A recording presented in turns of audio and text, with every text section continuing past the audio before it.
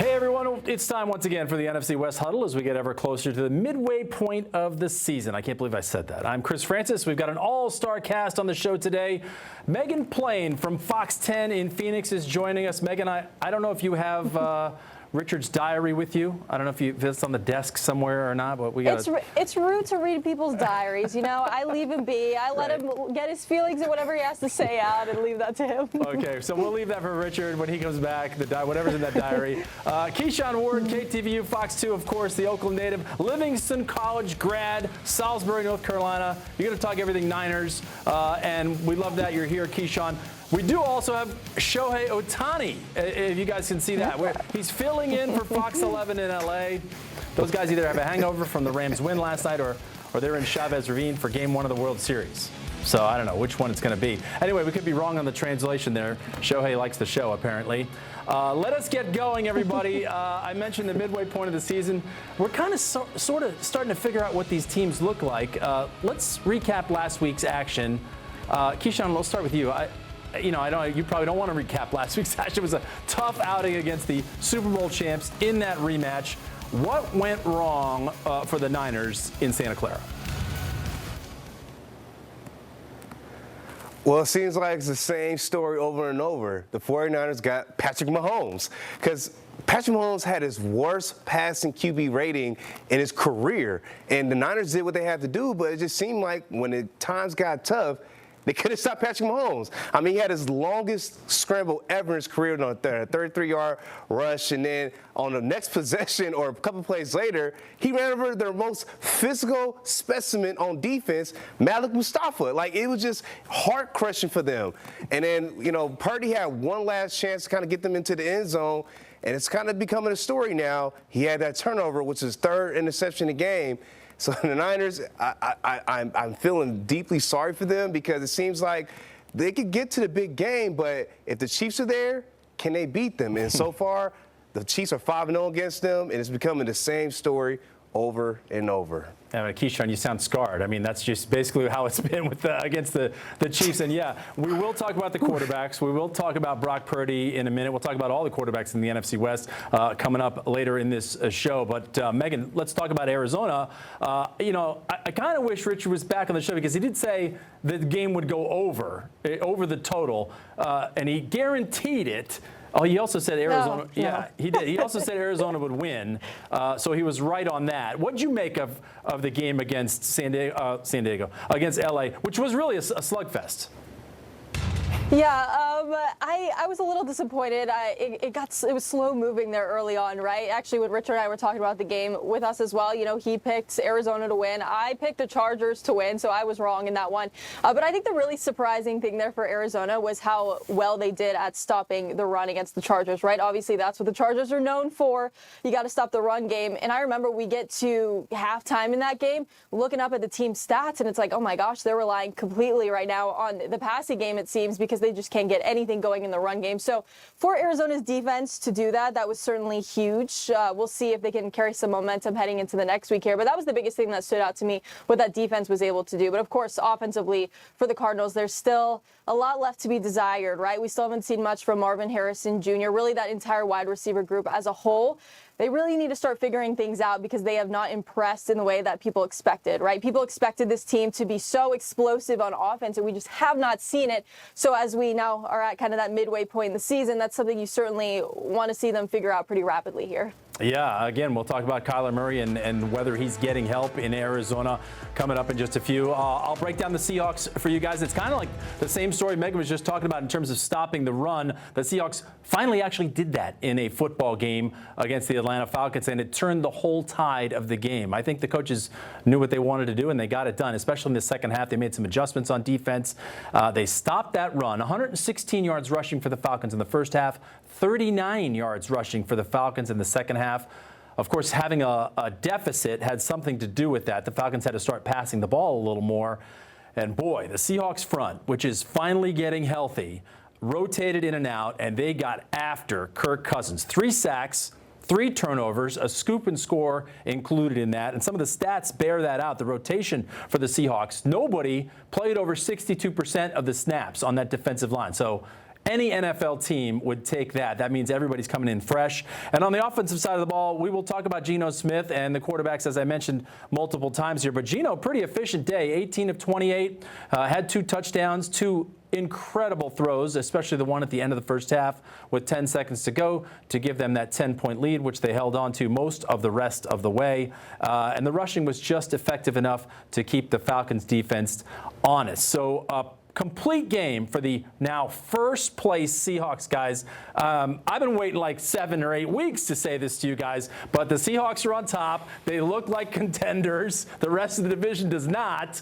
So that's where we're going with this, and that's where you guys have to chime in the next 20 minutes here. So as we talk about those 3 teams, and our friends from LA are not here today, let's break down what we saw last night a little bit between the Rams and the Minnesota Vikings. Frankly, I was shocked. Matthew Stafford got his weapons back, and man, he lit it up against one of the best defenses in the NFL. I expected Minnesota to win that game, and they came out like gangbusters. They traded touchdowns. I thought Minnesota was going to win the game.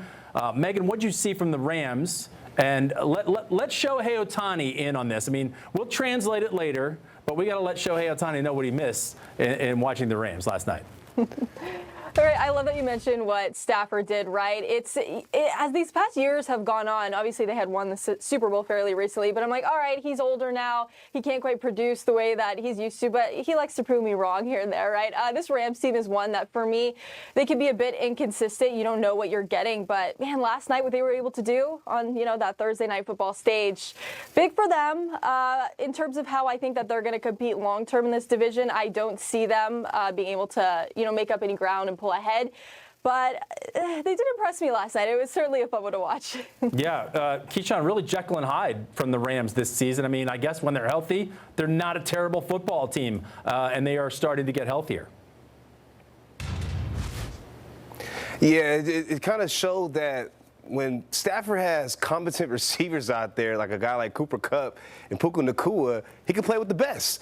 I mean, like last night, Nacua had 100 yards receiving, and he's been out for probably 6-7 weeks now throughout the whole, first part of the season. So I just think that the Rams are not compared to some of those bad teams like a Carolina Panthers or a Cleveland Browns. Like, they just had a lot of injury issues similar to the 49ers. But I just think that now that they're healthy, there could be a problem in this playoff hunt as the season goes on.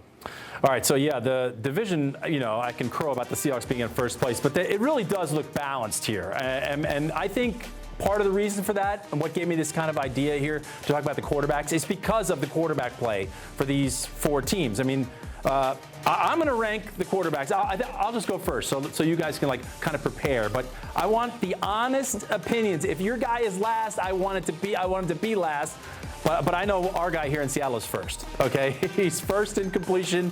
He's first in attempts. He's first in yards. I'm talking about the NFL now. He's first in all these categories. He is 6th in completion percentage, and he is leading this team to every win they've had, okay? The reason why they've lost 3 games is because the defense couldn't stop anybody run the football. So, I know Keyshawn's going to say he threw 2 bad interceptions against the Niners, so I'll just take that away right away. But he did do that. So, listen, the Seahawks go as Geno goes, and right now he is flying high, especially coming off the win against the Atlanta Falcons. So, Geno is ranked number 1. I'm going to give it to Kyler Murray, and after what I saw from Matt Stafford last night, I'm going to rank him 2 and 2A. Okay, so Kyler Murray and Matt Stafford 2 and 2A. And I got to be honest, Keyshawn, you can chime in with your top 4. I got Brock in the 4th spot here. His QBR rating, which I guess is a metric that a lot of people use, is down 13 points from last season, which is the 2nd biggest drop in the NFL behind Dak Prescott. So he's not playing the way he has. And you know what? I know injuries are a big deal because you know what? Any quarterback looks good with Christian McCaffrey behind you. So take it away. Rank your 4 quarterbacks, Keyshawn. Let me know what you think. Wow, I'm shocked. I can't believe you have Brock Purdy last place in the division. Yep. Wow, that's a QB rankings. All right, so I'm going to start first. So before last night, I'm not going to lie, I've had Purdy 1, but like I said earlier, it just seems like if Stafford's healthy and the game's on the line, I want the ball in his hands. Because, Purdy, he does have a mobile factor to his game, but we have seen time and time again he may throw a pick. Stafford, though, he'll make the play and win the game. So I have Stafford as number 1. Now, Purdy's definitely not number 4. He's going to be number 2 because it seems like Purdy's having his, other than last week, he's having his best year. I mean, he's dealing with a lot of injuries right now, so we got to apply context. I know it's easy to hand off to Christian McCaffrey or throwing to Brandon Ayuk or having Debo and Juwan Jennings and the whole gang out there, but Purdy's been playing has been having one of the best QB seasons that we've seen for 49ers in a very long time. Because Jimmy Garoppolo is very subpar. I don't want to go back in the day, back to somebody like Jeff Garcia, but Purdy's been great. Number 3, I'm going to go Kyler Murray. I still think that he's one of the best dual threats in the NFL. I mean, when you get the ball in his hands, anything can happen. The only problem I have with Murray right now is, can he win the big game? I've seen him do all this stuff in the regular season, but haven't seen no postseason wins. Now, number 4, Geno Smith. I said before this season, I think Geno is actually going to be the stump that Seattle's going to have to kind of keep going against because he can't get over the hump. I don't think Geno can be trustworthy when it matters, and he's 0-5 against the Niners, so that's my rankings. I got 1 Stafford, 2 Purdy, 3 Murray, and 4 Geno. I mean, what? Yeah, you just did that because I said Purdy was last. That's something else. Hey, we each got our rankings. That's all right. All right. So Brock Purdy, yeah, he had a bad game last week. Geno had a good game. So maybe there's somewhere in the middle. Megan, rank your quarterbacks. I put Kyler Murray up there. Only because of his running ability. I mean, he's been really good. I mean, obviously, did you see what he did against the Chargers? He just took that ball 40 yards later. He's in the end zone. It looked like it took him 3 seconds. Oh, right. He sees that opening. He calls his number, and he's like, I got this. Here we go. Touchdown. For me, I look at these quarterbacks in 2 different ways. If I'm looking at who I want to pick, who's just the best overall athletically and what I think they bring to the table in that regard, I am going to pick Kyler Murray. You know, he's such a mobile guy. He could do so much. Right now, he doesn't have many weapons around him, though, so that certainly doesn't help him at all. Rather, weapons who haven't been producing very much, I should say, because they're certainly capable of it, but they haven't been helping him out much. So athletically, he's the guy who I like the most. But if we're looking at the way guys have done this season, I'm actually going to go with Geno right now. In recent weeks, I've been leaning more towards Brock, but he's kind of started to make his way down the list for me. Geno, when you look at completion percentage, he's one of the best in the league right now. When you look at his QBR, since he had, come up from being that backup to then kind of taking over the spot, he's been among the top half of quarterbacks in the league, if that is a stat that you like.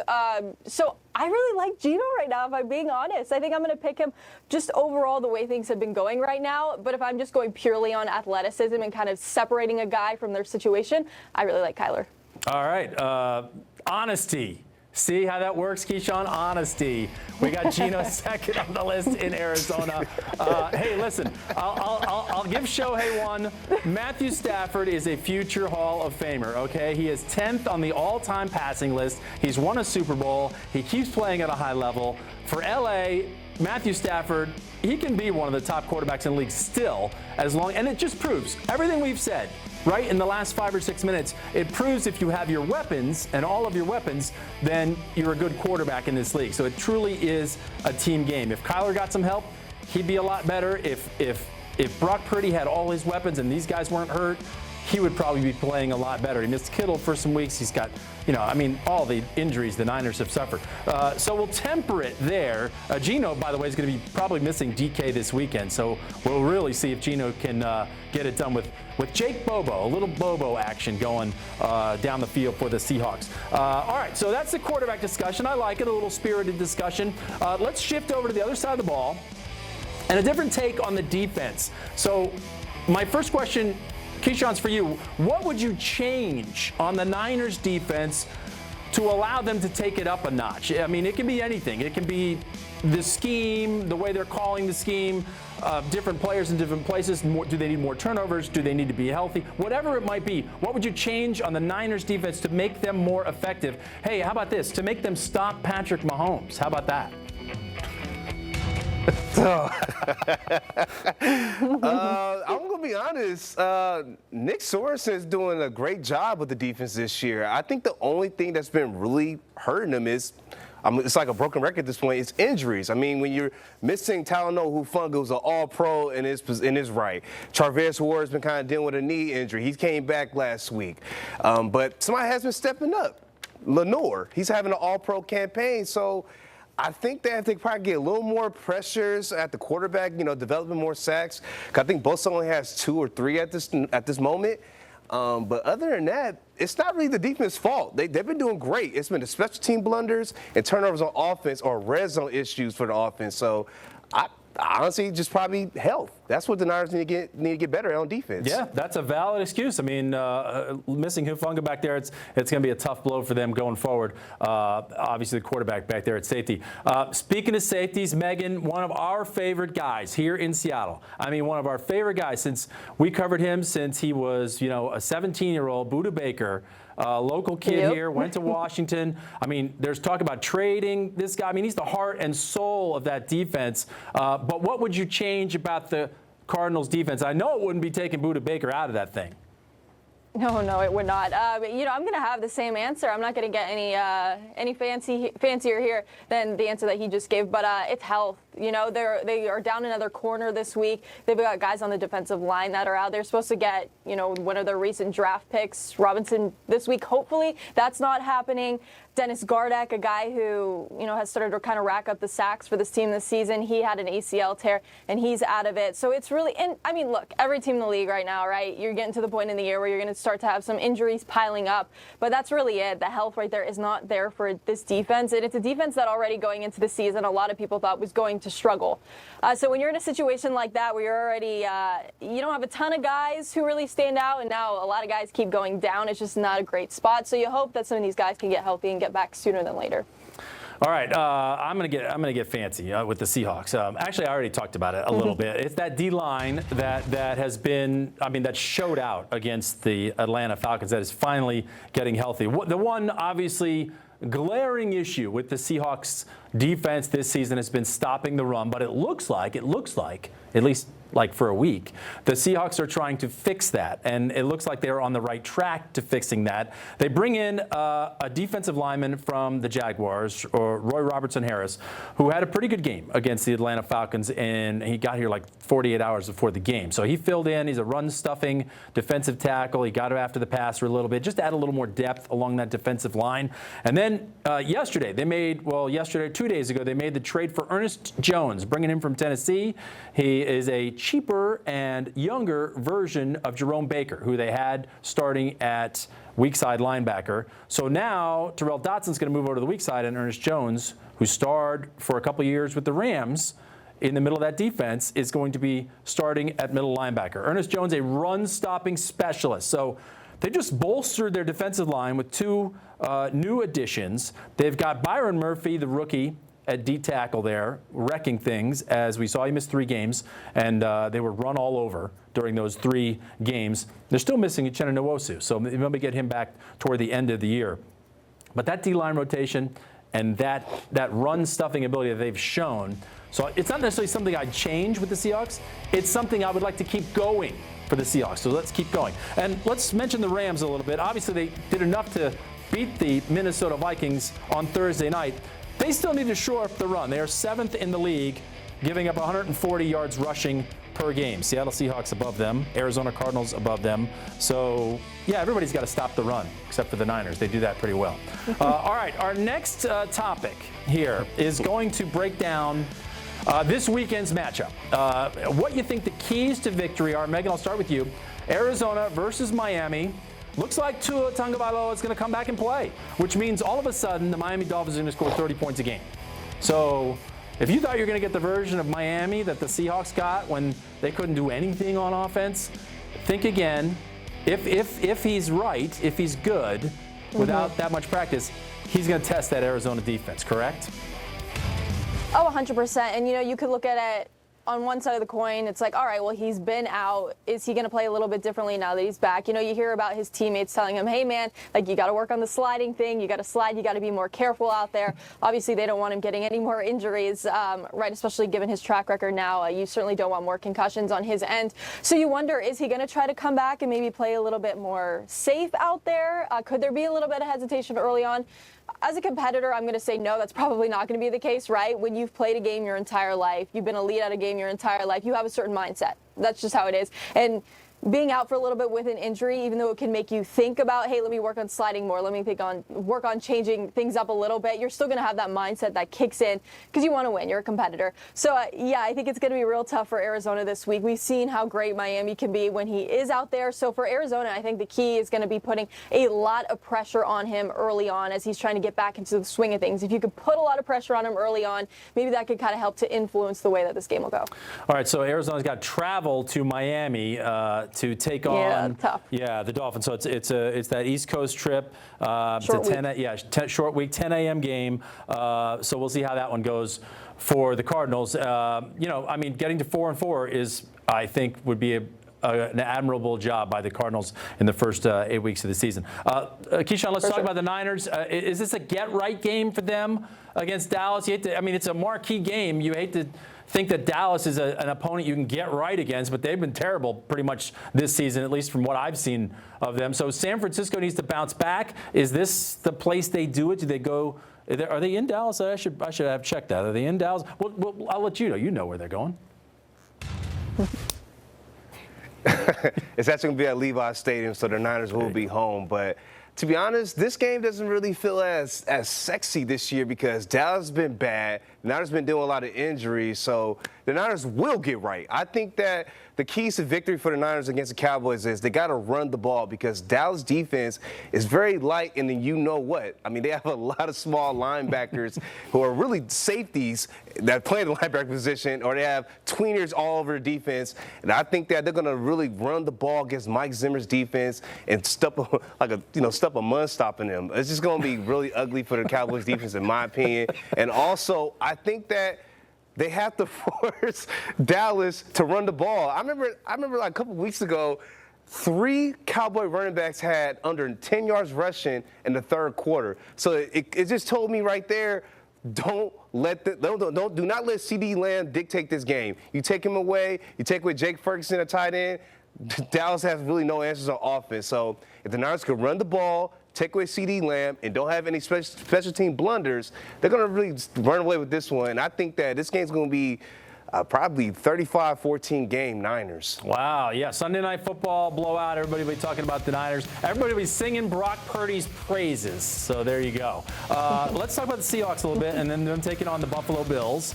Okay, Seahawks obviously at 4-3. And they had a great win over the Falcons. You don't want that momentum to go away. Now, Buffalo, that's a different animal. Okay, even if they're coming here to Lumen Field, Buffalo with a top 5 defense and a top 5 offense in terms of points allowed and points scored. So they are no joke. The only games they've lost this year are to very good teams. The Baltimore Ravens come to mind. They're back on track against 2 subpar teams. But Josh Allen's Josh Allen. I mean, they're averaging 28.5 points a game. He has got 12 touchdowns and 0 interceptions. So the key for the Seahawks, and Terrell Dotson said it in his press conference yesterday, we're going to have to rush with our eyes. I'm not sure what that means, but it sounds good to me. And plaster the receivers. Now, I know what that means, plaster the receivers. So listen, what he's trying to say is, we don't care if Josh Allen runs for 10 yards. We don't want him scrambling around and throwing a 50-yard bomb over our heads. And that's what we see Josh Allen do on a regular basis. He did it in the last game. He's almost going out of bounds. He flings it downfield, and it's a touchdown, and they run away with the game against Tennessee. So it's just, it's corral Josh Allen. I mean, let them score their 24 points, and then let Geno score 26, 27, 28. I don't know if that's going to happen, but that's the plan, okay? That's the plan. Again, try to outscore your opponent because the defense for the Seahawks is still a work in progress. All right, we've got maybe a couple more minutes here. I'm going to throw you guys a curveball. Just one curveball here. I know you guys won't mind. It's baseball season. We got Shohei Ohtani on the show. He says he likes to watch the huddle. I think they're doing something at Chavez Ravine. So the curveball here is, how many wins will your team finish with? How many wins will your team finish with at the end of this season relative to what you thought they would finish with when the season started? Like, everyone in this division is 4-3 or 3-4. So how many wins do you think they'll finish with? And they could all be tied at the end of this thing. We don't know. Megan, I'll let you go first. Like, I don't know how many you thought Arizona would have at the beginning of the year, but how many do you think they'll have now at the beginning of the season, at the end of the season?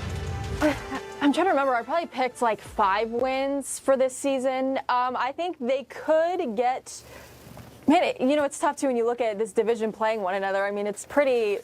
From top to bottom, it hasn't been great. Let's be honest. They've all had plenty of struggles this year.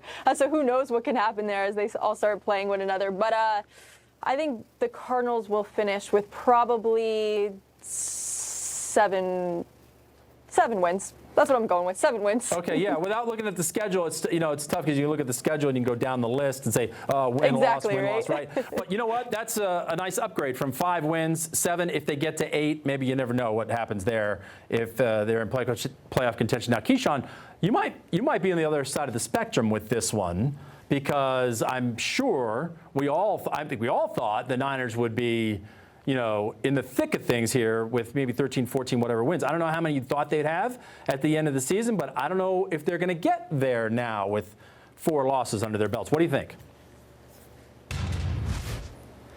So you're absolutely right. I did have them having 14 or 15 wins, but I think they're going to finish with at least 9 or 10. I'm going to say 10. Because I think that as the season goes on, people will start getting healthy. Like Christian McCaffrey should be back by November 10th.